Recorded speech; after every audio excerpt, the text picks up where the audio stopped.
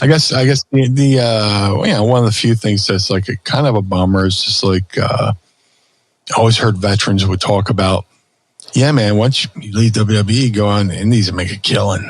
And I got released from WWE, and I went back to ECW for a little bit. ECW closed, and then I go out to do the indies. I'm thinking, all right, here comes the tidal wave of indie dates, and then WCW goes out of business, and then like the floodgates open where instead of being the guy who's fresh off of TV, I'm in there with a ton of. It's like a swimming pool. You think you're only in a swimming pool, and 40 people come and do cannonballs next to you, and you're just trying to stay afloat. So, like, I wish I could have experienced that part of going out and doing every indie and stuff like that. But I had no. I say regret, but it wasn't a regret. But just something I wish I could have done. Yeah. I don't have regrets because do I wish I went to WCW? Yeah, I had a chance. But I was like, hey, I'll go back to ECW.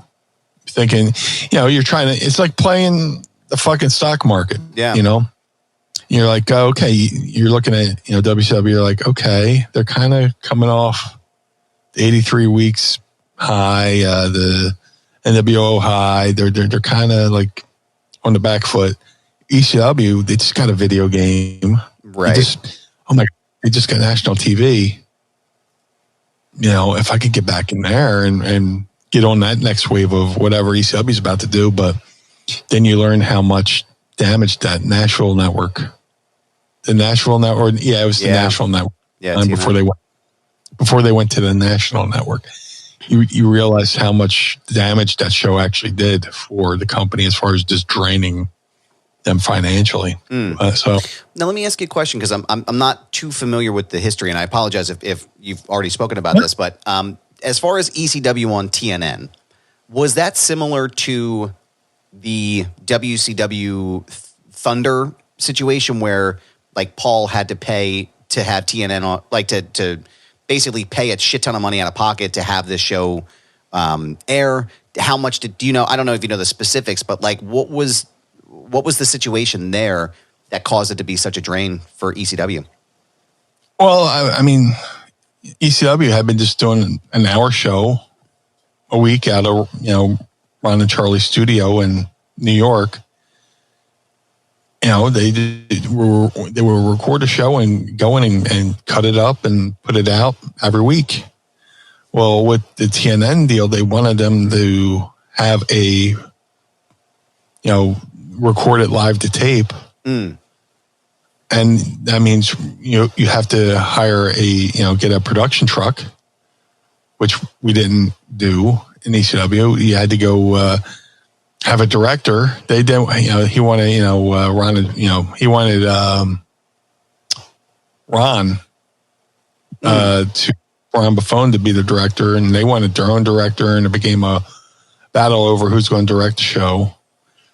It became all these other things that like were such a distraction from focusing on the product that when you actually got to have a wrestling show, you're like, you're paying for production trucks, you're paying for extra production, you're paying for this, that, and the other thing. And, it just became a financial drain. And, they weren't advertising the show. They were advertising Roller Jam, which, it was a Roller Jam was like on, in South Philly, and like Roller Jam was on buses. It was on, billboards, this, that, and the other thing. ECW didn't get one billboard. Didn't get one commercial. That's crazy. And then it was doing a 1.0. It was like doing really good ratings. If they had put as much infrastructure or advertising into ECW as they did Roller Jam, ECW could have easily been a strong 3 or number 2. Wow. If TNN decided to put money into the show. That's but ECW had to foot the bill for everything. Man, no wonder it went. Like, it's amazing to hear and learn stuff like in the background that it was happening. I had no idea that was the cause of a lot of the headaches that was going on in ECW at the time.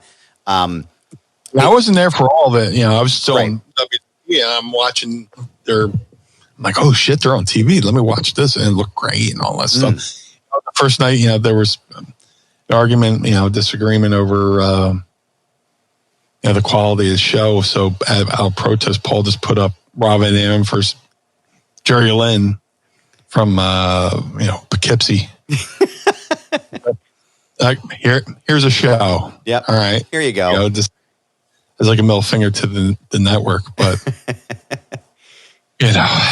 Do you have any idea what they like? Would they have brought the Blue Meanie character into WCW, or did they have like a hardcore hack style different gimmick for you coming in? Well, it didn't even get to that. I see. It's like when WWE released me, Bruce Pritchard said, "Hey, Meanie, it was a pleasure. You know, we gotta let you go. It was a pleasure working with you. You never complained. You did everything we asked of you. It just matter if we don't have anything for you." Which they said everybody's like, if you want, I could call JJ Dillon and see if they would want you over at WCW. And like an idiot, I went, I think I'm going back to ECW. Which, in hindsight, you go, oh yeah, Bruce, please call JJ, and you can get like whatever kind of deal they offer you. You have to go out of business, and they, you know, whatever your deal is, they got to pay you they could pay the rest of the contract while you're. If WWE doesn't pick up the contract, then, you know, they pay you the rest of the deal, Right. and then on the download, just do some indies and double dip. You know, For sure. You get that Turner money coming in? For sure, man.